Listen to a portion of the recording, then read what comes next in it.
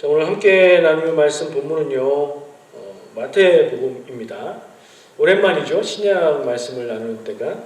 어떤 때는 우리가 유대교도 아닌데 무슨 이렇게 구약 성경만 줄창 얘기할까 하는 생각이 들겠다 싶기도 했어요. 분량의 구약이 많은 걸 어떡합니까? 올해도 성경 말씀 순서 따라 나누다 보니까 그랬습니다. 드디어 신약 성경이고 드디어 복음서 말씀을 나누겠습니다. 오늘 나눌 말씀 마태복음 1장 18절 19절 말씀입니다. 우리 같이 한 목소리로 봉독하겠습니다. 예수 그리스도의 나심은 이러하니라. 그의 어머니 마리아가 요셉과 약혼하고 동거하기 전에 성령으로 잉태된 것이 나타났더니 그의 남편 요셉은 의로운 사람이라 그를 드러내지 아니하고 가만히 끊고자 하여. 아멘. 문장은 안 끝났지만 말씀은 여기까지만 볼게요. 우리 젊은 친구들이 어쨌든 들이 있어서 좀 짚을 부분이 있네요. 말씀을 이해하는데 읽어보니까 마리아가 요셉과 약혼한 상황이에요. 그리고 그 다음 나오는 단어가 동거하기 전이라고 되어 있는데 이 동거는 요즘에 많이 쓰는 그 동거하는, 결혼하기 전에 같이 살아보는 그 동거 아니에요. 약혼은 했고, 성경에 예전에는 정혼이라고 했었는데 결혼을 약속했고, 근데 이 유대인들의 문화 가운데서는 정혼, 약혼을 하면 이미 부부입니다. 말씀에서도 남편이라고 표현하고 있죠.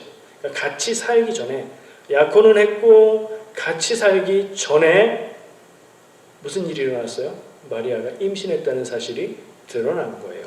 말씀에는 성령으로 잉태된 것이라고 표현되어 있지만 성령으로는 별로 중요하지 않아요. 눈으로 보이는 사실 가운데 있어서는. 요셉이 내가 결혼하려고 약속한 마리아가 나와 같이 살기도 전에 임신했다는 사실을 안 거죠. 자, 이런 상황이에요. 그랬더니 이 요셉은 의로운 사람이라서 이 사실을 마리아가 정혼하고, 이건 율법을 어긴 거거든요. 정혼하고 결혼해서 같이 살기 전에 그 남편이 아닌 다른 사람의 아기를 가진 사실은 율법을 어긴 거예요. 그러나 그것을 크게 드러내지는 않고, 또 그러나 결혼은 할 수 없으니 조용히 끊기로 마음을 먹었다. 그런 얘기입니다. 이 뒤에 얘기가 어떻게 되죠? 주의 사자가 와서 그렇게 하지 마라. 이 임신은 성령으로 된 것이다. 아기를 낳으면 예수라고 이름을 지어라. 이렇게 얘기를 하죠. 그래서 요셉은 천사의 말을 따라서 그 결혼을 그대로 합니다. 이건 개인적인 결단이 아니에요. 우리가 마음속에 이 그림을 그려야 할 부분은, 요셉이 마리아가 임신했다는 사실을 알았다면 동네 사람들도 다 알았다는 얘기예요. 사람들이 마리아가 결혼 전에 정혼한 남편이 있음에도 불구하고 누구인지 모르는 남의 아기를 갖게 됐다는 사실을 사람들이 아는 거예요. 그런데 요셉은 그 마리아와 결혼하고 그 아이를 낳고 산다. 그 요셉의 결단, 주님의 천사의 말에 따라서 순종한 것이지만 그게 그냥 착한 사람이 눈을 한번 질끈 감고 할 수 있는 정도의 무게가 아니었다는 걸 기억할 필요가 있어요. 재밌는 얘기를 좀 준비했어요. 가능하면 여러분들의 마음이 좀 풀어지고 마음이 열려지고 그렇게 되기를 바라는 마음에 준비를 했으니까, 제가 좀처럼 하지 않는 유머니까 마음을 활짝 여시고 한번 들어보세요. 예수님이 천국에서 이제 가톨릭 전승에서만 나온 얘기인 것 같은데, 베드로가 천국에서 지옥에 갈 사람, 천국 갈 사람을 심판, 분별하는 일을 하고 있었는데, 베드로가 잠시 자리를 비워서 예수님이 대신 자리를 지켰어요. 이걸 따질 얘기는 아니에요. 그냥 그런가 보다. 예수님이 천국문을 지키고 있는데 어떤 사람이 이제 온 거예요. 죽어서 왔겠죠.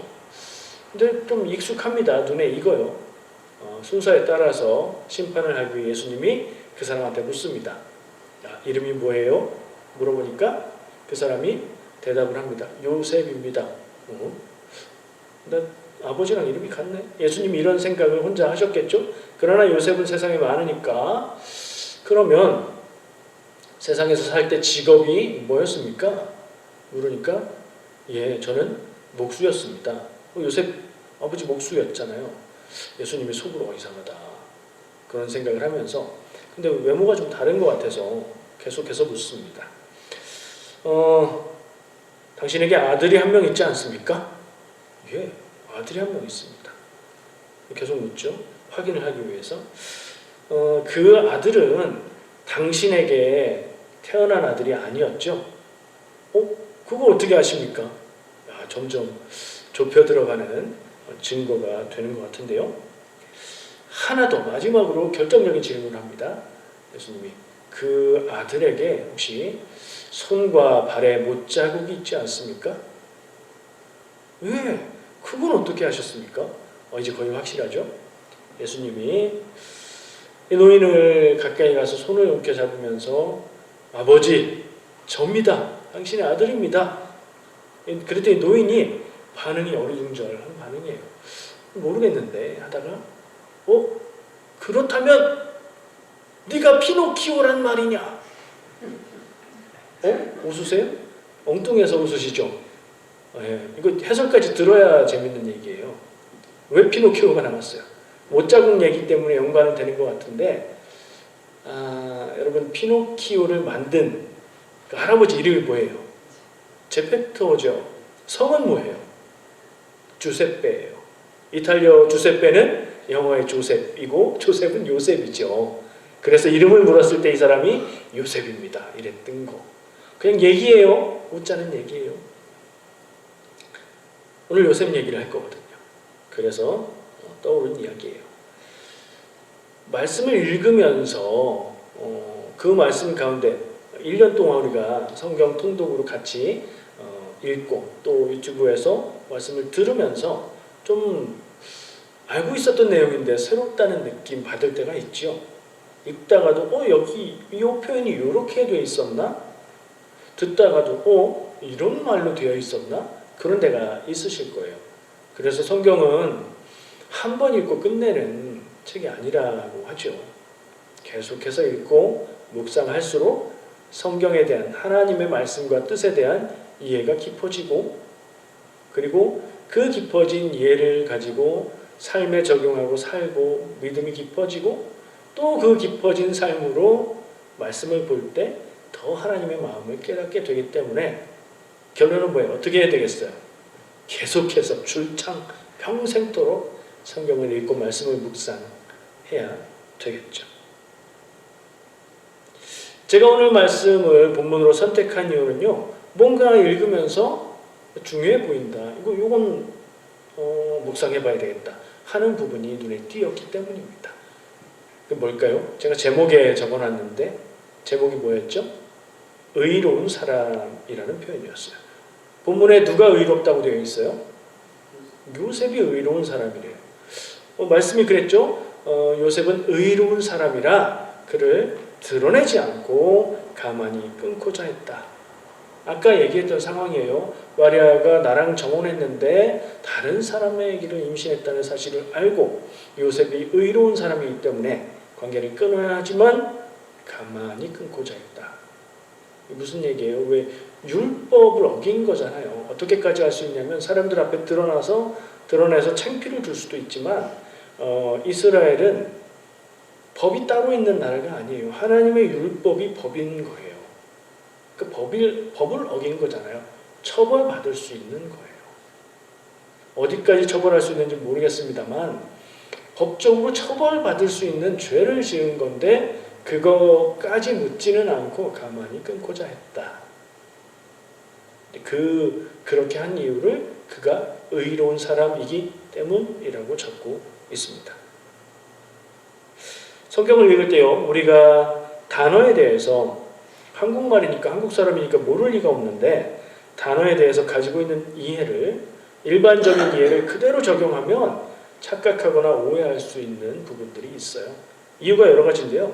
보통 쓰는 말과 의미가 다르게 신앙적인 의미를 담고 있을 때 굳이 다른 말로 표현할 말이 없어서 같은 말로 쓰지만 우리가 일상에서 쓰는 말과 같은 말인데 성경에서 의미가 다른 경우 있죠. 그래서 그 부분은 잘 알아야 돼요. 그 부분을 모르고 그 성경을 읽고 이해하면 오해하거나 착각하거나 해석을 잘못할 수 있으니까 그렇죠. 우리말로 번역하는 과정에서 언어가 다르니까 번역하는 과정에서 우리말에 가장 가까운 표현으로 바꾸긴 했는데 딱 맞는 표현이 없을 때 여러분들 우리말도 하고 영어도 하니까 영어에는 이런 표현이 없네. 영어에 있는 이런 표현이 우리말에는 없네. 이런 거 있죠. 근데 그거 어떻게 번역할 수 있을까요? 정확하게 번역하려면 딱 맞는 개념이 없을 때는 긴 문장으로 설명을 해야 할 수 있어요. 근데 성경 번역하면서 그렇게 할 수 없잖아요. 그러니까 최대한 비슷한 단어로 바꾸는데 완벽하게 맞지 않을 수 있어요. 그런 때도 조금 이해를 하기 위해선 그 뒤에 배경과 의미를 깊이 알아야 되겠죠. 오늘 의로운 사람이라는 표현이 그렇지 않나는 생각이 들어서 그래요. 뭐가 그렇다고요? 의로운 사람이라는 표현이 뭐가 그렇게 어려운데요? 의로워서 가만히 끊고자 했다. 이런 생각을 하면서 여러 번 읽었어요. 그랬더니 두 가지 의미를 저한테 이렇게 해요. 그러니까 한국말로 그냥 읽었을 때 요셉이 의로운 사람이라서 이건 이유고 그래서 어떻게 했냐가 가만히 끊고자 했는데 두 개가 들어있잖아요. 의로운 사람이라서 가만히 끊고자 했을까? 아니면 의로운 사람이라서 가만히 끊고자 했을까? 얘기가 완전히 다르죠. 거의 반대 같은 느낌이죠. 의로운 사람이라서 드러내지 않고 조용히 쉬운 말로 표현하자면 봐주면서 관계를 끊으려고 했을까? 아니면 의로운 사람이라서 관계를 끊으려고 했을까? 뭐가 맞아요? 여러분들은 어떤 이해를 가지고 계세요? 저는 의로운 사람이라서 착한 사람이라는 느낌으로 이해를 했어요. 그냥 느낌으로 읽을 수 있잖아요. 착한 사람, 마음이 따뜻한 사람이라서 마리아에게 가혹하게 대하지 않고 좋게, 다만 율법에 어긋나니 관계를 끊지 않고, 관계를 끊는 것으로 관계를 이어갈 수는 없고 그렇게 마음 먹었나 보다 생각을 했어요. 근데 다시 읽어보니까 그게 아닐 수도 있겠다. 여러분들은 어느 쪽이세요? 의로운 사람이라서 가만히 끊으려고 했을까요? 의로운 사람이라서 가만히 끊으려고 했을까요? 생각해보세요. 그러면 의롭다는 뜻이 무슨 뜻인지를 생각해봐야 뭐가 맞는지 알 수 있겠죠. 성경이 마태복음이 요셉을, 마리아의 남편인 요셉을 의로운 사람이라고 표현하고 있고 성경적 관점에서 의로운 사람은 우리도 중요하게 의미 있게 받아들여야 되는 말인데 의롭기 때문에 착한 사람이라 봐주려고 했던 것일까? 아니면 의롭기 때문에 잘못된 것을 넘어갈 수 없었던 것일까? 이거 질문하고 좀 생각해 보게 되었어요.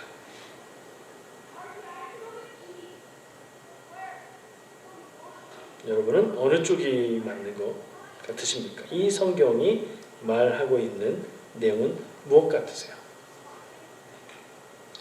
우리말에서 의롭다는 말은 그냥 우리말의 일반적인 이해를 가지고 생각해 봤어요. 의롭다는 말은 어떤 말이죠? 다른 말로 바꾸면 옳다는 말이에요. 의로운 사람은 착한 사람이 아니어도 됩니다. 착한 사람이라는 의미를 가지고 있는 것 같지만 의롭다는 말은 엄밀하게 말하면 옳다는 말이에요. 옳다는 것은 그 반대는 뭐예요? 옳지 않은 거죠. 옳고 그르고 맞고 틀리고 이건 판단과 지식의 문제고 기준의 문제를 얘기하는 거예요. 그러니까 요셉이 무엇을 기준으로 생각을 했을까 이런 생각도 하게 만들죠. 뭐가 기준이었을까요? 요셉이 의롭다는 표현은 법을 생각하게 돼요. 법은 명확한 기준이 있잖아요. 법이 애매하면 안 되잖아요. 명확한 기준을 가지고 옳은 쪽을 선택하는 사람이 의로운 사람인 거예요. 우리말의 이해를 가지고 생각하면 말이죠. 물론 요셉은 착하고 마음 따뜻했던 사람이었던 것 같아요. 그래서 가만히 끊으려고 했던 것 같아요. 근데 의롭기 때문에 하려고 했던 행동은 끊으려고 했던 것이 맞지 않나? 우리말의 의미를 가지고 생각해 볼 때 그런 생각이 들어요. 원래 그렇게 알고 읽으셨겠지만 혹시라도 저처럼 의롭다는 말을 착한 사람이라는 뜻으로 생각해서 이해했으면 그 부분을 좀 구분해서 읽을 필요도 있는 것 같아요. 율법을 생각하면 성경에서 개념적으로, 관념적으로 율법과 조금 반대되는 것 같은데 같이 쌍을 묶어서 나오는 말이 있어요. 율법과 사랑. 성경에서 하나님은 사랑이시라고 얘기하고요. 누구에게 물어봐도 기독교는 사랑의 종교가 아니냐 상식처럼 얘기하죠. 그래서 교회 다니는 사람들은 율법은 지나간 것이고 구약 시대에 적용되는 것이고 신약 이후에는 사랑의 법으로 우리가 사랑하면 된다 이렇게 얘기를 해요. 그럼 율법은 끝난 것인가? 아니에요. 예수님은 율법을 폐하러 온 것이 아니라 율법을 완성하러 왔다 이런 말씀을 하시죠. 그러니까 이게 어떻게 정리되어야 하냐면 요셉에게 예수님의 아버지였던 요셉에게 의로운 점이 있고 이거는 옳고 그름, 정의, 성경에서는 공의에 해당하는 부분인데 그에게는 역시 따뜻한 마음, 착한 마음도 있었어요. 사랑하고 통하는 거죠. 율법과 사랑, 정의와 사랑, 공의와 사랑이 다 있었던 모습을 발견할 수 있고요. 그것은 곧 하나님의 속성이기도 해요. 하나님은 사랑의 하나님이지만 죄를 그냥 두실 수 없는, 죄를 품으실 수 없는, 죄인을 그냥 그 죄를 그냥 없앨 수 없는, 회개하지 않으면 죄를 용납하실 수 없는 하나님이시거든요. 그래서 또 공의의 하나님, 정의의 하나님이라고 얘기하는 거예요. 반대처럼 보이는 이 두 말이 하나님 안에서 완벽하게 하나가 돼요. 그러니까 완전한 정의, 완전한 공의는 사랑까지 가지고 있어야 되는 거예요. 완전한 사랑, 완전한 따뜻한 마음은 공의에, 정의에도 어긋나지 않아야 되는 거예요. 그게 하나님에게서 가능해요. 근데 우리 사람 수준으로 오면요, 맞고 틀리고를 중요하게 여기는 사람이 있고요, 관계, 사람이 더 중요하지 관계를 더 중요하게 생각하는 사람이 있어요. 한번 생각해 보세요. 나는 맞고 틀리고가 더 중요한가? 사람의 마음이 더 중요한가? 사람마다 조금씩 다르거든요. 나는 다 사람이 중요하지라고 스스로 생각해도 남들이 보기에는 당신은 옳고 그름만 얘기해 뭐 이럴 수도 있고 그렇죠? 근데 사람 수준에서는요, 옳은 것, 의로운 것, 공의, 법, 율법 이런 건 따져요. 따지는 거예요. 이게 맞냐 틀리냐 기준을 대고 따져요. 따져서 틀리면 버려요. 좀 차갑죠. 사랑이 없는 것 같죠. 사람 수준에서의 율법 공의는 사랑이 없는 것 같은 느낌이 들어요. 완전하지 않기 때문입니다. 사람 수준의 사랑이 더 크고 사람이 더 중요한 사람은 좀 따지는 거에 약한 것 같은 느낌이 들죠. 명확하지가 않아요.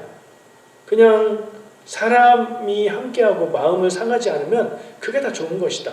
어떤 사람들이 보기에는 아예 안 돼. 너무 원칙이 없어. 이렇게 보일 수도 있겠죠. 완전한 사랑이 되지 못해서 그런 것 같아요. 예수님은 어떠십니까? 아까 얘기한 대로 예수님은 율법을 폐하는 것이 아니라 없애는 게 아니라 율법을 끝내는 게 아니라 율법을 완성하셨다라고 얘기하고 있고요. 그 율법의 완성은 곧 예수님이 십자가에서 죽으심이고요. 그것으로 구원하심이고요. 그게 곧 사랑이 되죠. 하나님의 법에 맞게 이를 성취하는 것이 곧 사람을 사랑하는 최고의 사랑으로 나타나는 것이 예수님의 십자가 죽으심인 거예요. 예수님에게도 역시 완전한 공의, 율법과 완전한 사랑이 하나로 나타납니다. 우리는 사람 수준이니까 그렇게 못해요. 그러나 우리가 바라보고 생각하고 지향해야 될 것은 그런 완전한 법과 사랑이 하나 되는 방향이겠죠. 요셉처럼 말이에요. 그런 생각을 길게 해봤습니다. 요셉이 의로운 사람이라는 말이 무슨 말일까? 우리에게 참 중요해요. 지금까지 나눈 얘기들을 가지고 생각해보면 우리도 믿음 안에서 살아가고 하나님의 백성으로 살아갈 때에 의로운 사람이어야 해요. 완전한 의인은 아닐지라도 하나님의 율법을, 하나님의 법을, 법 조항을 지키는 게 아니라 그 조항에 담긴 하나님의 마음을 중요하게 여기고 살아가야 되고, 거기에는 사랑이 담겨 있어야 돼요. 이것에 대한 이해가 우리 안에 있어야 돼요. 그래야 우리가 옳고 그름을 따지더라도 회개하는 자, 용서를 구하는 사람을 용서할 수 있고요. 그 기준이 나에게도 적용되어서 용서받아 구원받을 수 있는 것 아닐까요? 자, 우리는 의로운 사람이 되어야 되겠다. 그런 생각을 해요. 이런 생각도 해봅니다. 왜냐하면 교회 안에서 많이 하는 얘기들 중에 하나가, 성도는, 믿는 사람은 손해보더라도 억울한 일을 당해도 참아야 돼. 양보해야 돼. 사랑으로 감싸야 돼. 이런 얘기를 많이 하고 거기에 동감하기 때문이에요. 근데 한편으로는 잘못된 건 잘못된 거잖아요. 뭔가 잘못되고 틀린 게 있는데 사람을 받아들이고 이해하고 품어주는 것만으로 해결되지 않는 문제, 그런 부분도 분명히 있잖아요. 경험해봐서 알죠. 교회 안에서도 그런 것들 때문에 갈등하고 문제가 생길 수 있어요. 그거 잘 풀어야 됩니다. 그 답을 이 요셉의 모습, 성경이 기록하면서 의롭다고 표현했던 그 모습에서 찾을 수 있지 않을까. 하나님의 공의의 그 모습과 사랑의 모습, 예수님의 공의의 모습과 사랑의 모습, 거기에서 우리는 지혜를 좀 얻어야 되겠다, 그런 생각을 해봅니다. 잘못된 것을 따지고 벌하고 판단하는 것보다 잘못된 것은 잘못된 것이라 짚고 넘어가되, 그것을 인정하고 회개하고 말씀을 따라 살고자 한다면 우리가 받아들이고 용서할 필요도 있을 거예요. 자, 이런 부분을 우리의 실생활, 우리의 삶에 적용하면 어떤 부분에 적용할 수 있을까요? 나한테 못되게 구는 사람 있어요? 저한테 있다는 게 아니라 여러분들에게 있다고 생각해 보세요. 그 사람을 생각하면 너무 화가 나고 너무 억울해요. 내가 잘못한 게 없는데 저 사람이 나를 너무 힘들게 해요. 어떻게 해야 될까요? 길을 가다가 난 아무 잘못도 안 했는데 괜히 욕먹고 괜히 나한테 폭력을 행한다. 되게 억울한 일이고 뭐 그렇죠. 그럴 때 어떻게 해야 될까요? 가만히 있으면 손해보고 넘어가야 되는 일인데 이건 아무리 생각해도 부당하다, 난 참을 수가 없다, 이런 일을 만날 때 어떻게 해야 될까요? 아까 얘기했던 것처럼 믿는 사람이니까 네가 사랑으로 이해하고 참어, 그게 최고의 답일까요? 아니면 그것은 잘못된 것이니 고쳐야 된다, 바꿔야 된다, 다시 생각해봐라, 목소리를 내고 싸워야 될까요? 근데 그렇게 하다 보면 어떤 일이 일어나죠? 옳고 그름을 따지고 끝까지 주장을 하다 보면 갈등이 생기죠. 교회 안에서도 어렵고 힘들고 문제 생기는 이유가 옳고 그름을 따지다가 갈등이 생기니까 그게 더 큰 상처를 입게 되는 게 문제잖아요. 그러니까 옳고 그름을 따지는 건 그냥 넘어갈 일은 아니고 중요하지 않은 것도 아닌데 사랑을 포기하지 말고 좀 지혜롭게 할 필요가 있겠다 하는 고민까지 해보게 돼요. 내가 살면서 만나게 되는 부당한 일들, 잘못된 일들, 억울한 일들, 고칠 건 고쳐야 됩니다. 왜요?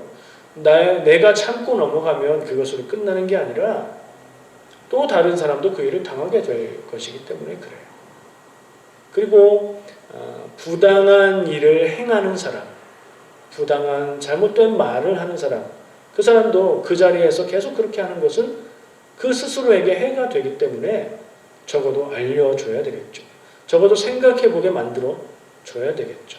내 억울함을 풀어야지 맛 좀 봐라 이런 마음이 아니라 잘못됐어, 이건 아무리 생각해봐도 잘못됐어, 그러면 지혜로운 방법으로 싸우자, 이게 아니고 사랑을 포기하지 않은 채 어쨌든 어려운 일이지만 지혜로운 길을 찾아서 말할 것은 말하고 고칠 수 있는 것은 고치고 누군가 힘을 합해야 된다면 그렇게도 해보고 이런 것도 필요하겠다.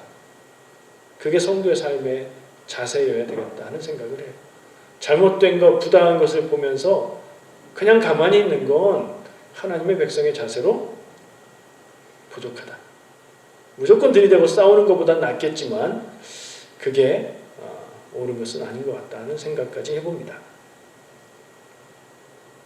한국에서는 어떤 일들을 겪어요? 사람들이 한국에서 뭐 서비스를 받을 때 내가 만족스러운 서비스를 안 받았다 그러면은 막 싸우자 뭐 이렇게 덤비는 것 같아요. 사진 찍고 인터넷에 올리고 공유하고 그런 성향이 강한 것 같다면 캐나다에서는 어때요? 우리가 겪을 수 있는 거? 차별을 당하는 거 아닌가 내가 지금 이런 일을 겪을 수 있죠. 기분이 되게 나쁜데 내가 뭐라 말은 못하지만 가만히 생각해보니까 이게 말로만 듣던 인종차별, 성차별 아닌가 이런 생각 들 때 있죠. 그런데 어떻게 해야 될까요? 깊이 생각하고 해야 될 것을 해야 돼요. 그러나 그것이 갈등으로 가고 싸우고 피해를 입히고 복수해야 되겠다 뭐 이런 마음은 아니어야 되겠죠. 사랑의 마음을 포기하지 않은 채 따뜻한 마음을 가지고 옳고 그름을 판단한 후에 지혜롭게 알게 하고 지혜롭게 바꿔가고 고쳐가려고 노력해야 될 것 같아요. 당장은 안 고쳐져도 목소리는 내야 될 것 같아요. 말씀을 묵상하면서 마무리 정리 들어갑니다. 말씀을 묵상하면서 요셉이 의로운 사람이었다는 표현을 가지고 묵상을 해봤어요. 그리고 여러 가지 생각을 했습니다. 요셉이 의롭다는 건 무슨 뜻일까?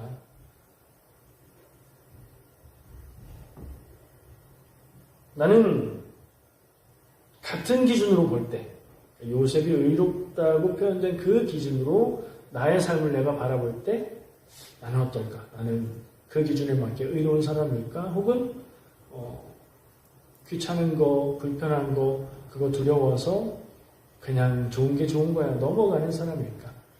여러 가지 생각을 해보게 됩니다. 예수님은 율법의 완성으로 사랑을 행하셨고요. 하나님은 공의와 사랑의 하나님. 그래서 내가 하나님을 따라서 사는 사람, 예수님을 따라서 그 복음 안에서 사는 사람이라면 어떻게 살아야 될까 하는 질문을 남기게 됩니다.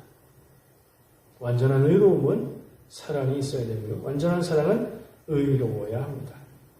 저와 여러분이 완전하게 의롭게 되기는 어렵겠죠. 사람이니까요. 그러나 하나님 보시기에 의로운 사람으로 그리고 사랑을 가진 사람으로 두 가지를 다 포기하지 않고 사는 그런 삶을 살아야 되겠다는 결론을 내려봅니다. 하나님처럼 예수님처럼 오늘 말씀에 나왔던 요셉처럼 살아야 되겠다는 생각을 해봤습니다. 여러분도 그렇게 사시기를 축복합니다. 기도하겠습니다. 하나님 감사합니다. 복음서의 말씀들을 보며 예수님이 그리스도로 우리를 구원하시기 위해 이 땅에 오셨고 또 그 예수 그리스도의 가정에 어머니의 남편이 되는 요셉의 모습을 의롭다고 평가하고 표현한 말씀을 묵상했습니다. 주여 우리도 의로운 삶을 살아가기 원하고 또 사랑하는 삶을 살아가기 원합니다. 주여 우리 안에 그 길을 찾아갈 수 있는 지혜를 허락하여 주시옵소서. 하나님의 말씀, 하나님의 법, 그 기준으로 옳고 그름을 생각하게 하시고 또 모든 이들을 내게 허락해 주신 섬겨야 할 사람으로 여기며 사랑하는 우리가 되게 하여 주시옵소서. 예수님의 이름으로 기도합니다. 아멘.